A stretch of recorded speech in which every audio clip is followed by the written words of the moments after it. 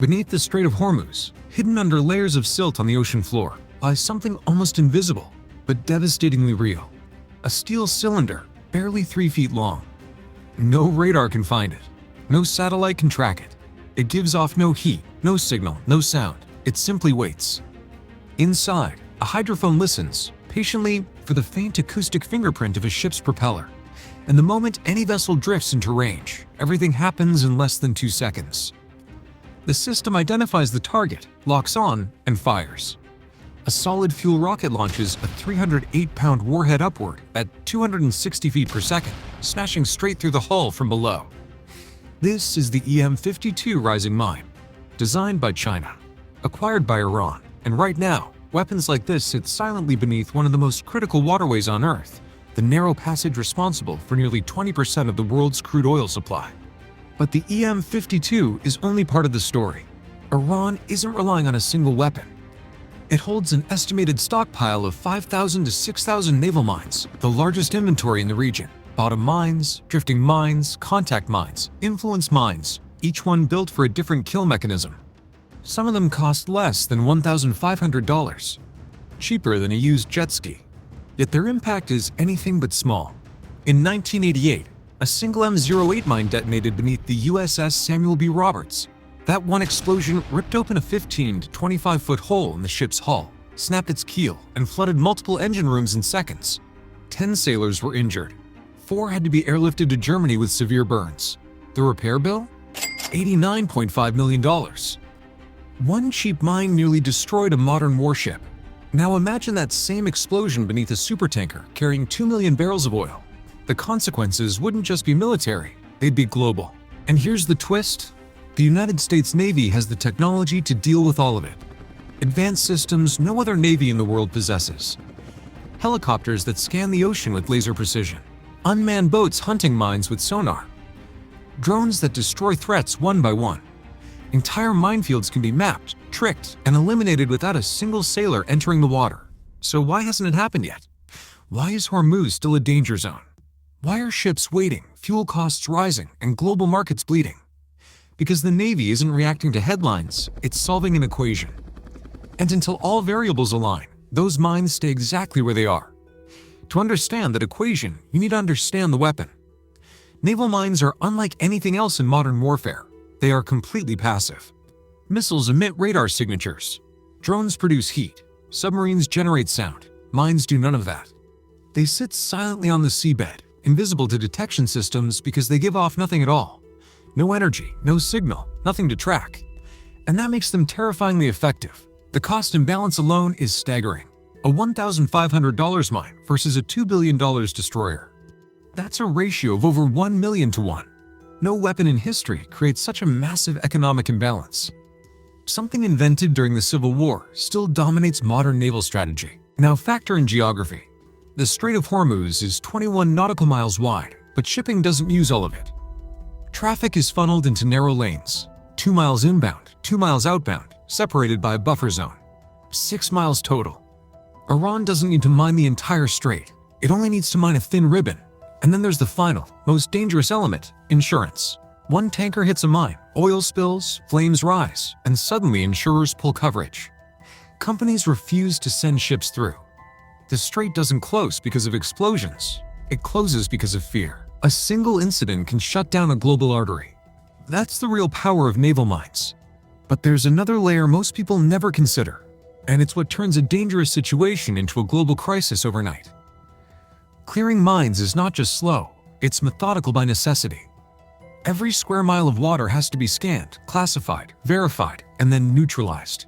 You don't rush this process. One mistake, one missed object, one false classification, and a fully loaded tanker becomes the next headline.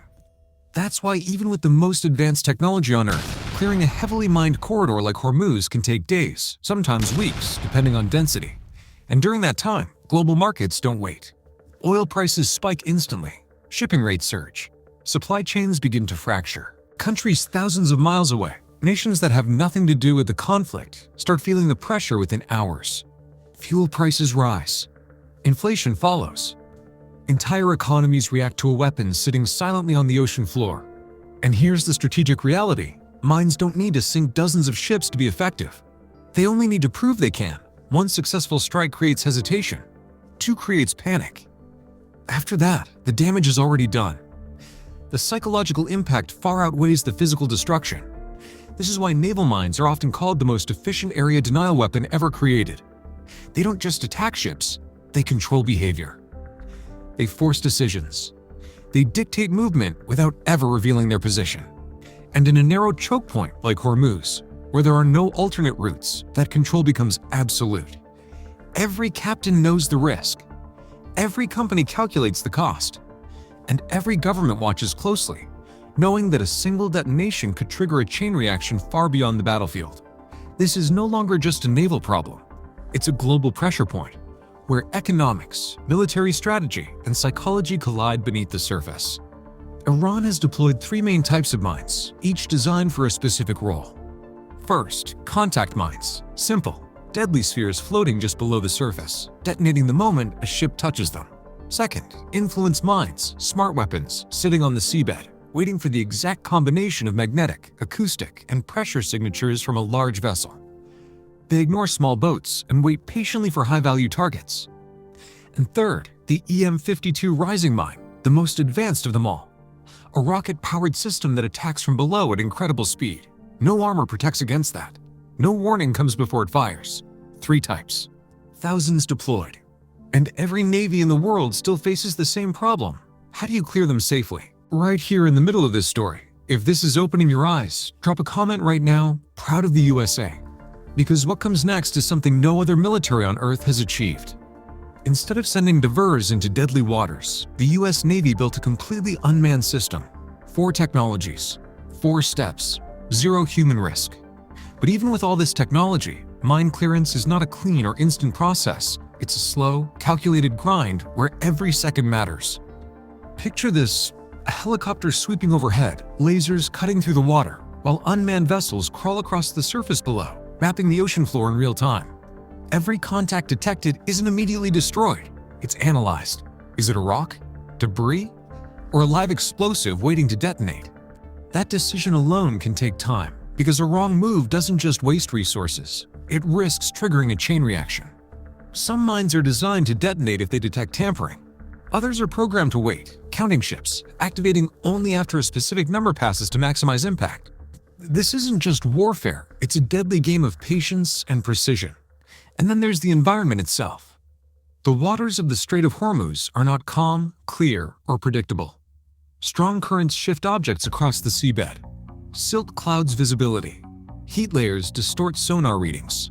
What looks like a mine one moment can disappear the next, only to reappear meters away. Every variable adds complexity. Every layer increases risk. And while all this is happening, the clock is ticking. Not just for the Navy, but for the global economy. Tankers are waiting. Billions of dollars in cargo sits idle. Every hour costs millions. Yet the Navy cannot afford to rush, because in mine warfare, speed is the enemy of safety. One overlooked threat could undo everything. That's why this operation isn't about brute force. It's about absolute certainty. When the Navy moves, it doesn't just clear a path, it guarantees it. First, airborne laser detection. Mounted on an NH-60 Seahawk helicopter, the system scans the ocean using LiDAR, creating a 3D map of everything just beneath the surface. It's like a CT scan of the sea. Mines near the surface? Detected instantly. But deeper threats require something else. That's where unmanned surface vessels come in, robot boats towing advanced sonar systems across the seabed. They scan for shapes, identifying mines hidden in mud and darkness. Then comes the deception phase. Acoustic and magnetic generators mimic the signature of massive ships, tricking influence mines into detonating themselves. And for mines that refuse to take the bait, precision drones step in, delivering shaped charges that destroy targets with surgical accuracy. So if the system works, why wait? Because 3 critical variables must align. First, the source must be eliminated. There's no point clearing mines if new ones are constantly being deployed. That's why operations have focused on destroying Iranian mine-laying vessels and production facilities. Second, protection. Mine-clearing ships are vulnerable. They need a defensive shield, fighter jets, naval escorts, and marines ready to respond to any threat. That shield is arriving in the form of a powerful amphibious assault group carrying stealth fighters and thousands of troops. And third, the economic pressure. Every single day those mines remain in the water, Iran loses millions in oil revenue. The same weapon designed to hurt others is now crippling its own economy. And when those three variables finally converge, the source eliminated, protection in place, and pressure maximized, the operation will begin. Not rushed, not reactive, but calculated, precise, on terms chosen by the United States Navy. Because this isn't just about clearing mines, it's about controlling the moment they disappear. Because here's how this story ends. Somewhere beneath those waters, the EM-52 still waits, silent, patient, ready. But unlike decades ago, the Navy no longer answers these threats with human lives. It answers with technology. With lasers from the sky, robots beneath the waves, drones that strike with precision. A system designed to ensure one thing: no sailor ever has to enter a minefield again. And when the moment comes, those mines will vanish one by one, not in chaos, but with control, precision, and overwhelming certainty. If this breakdown changed how you see modern warfare, hit like, subscribe. And before you go, drop proud of the USA in the comments.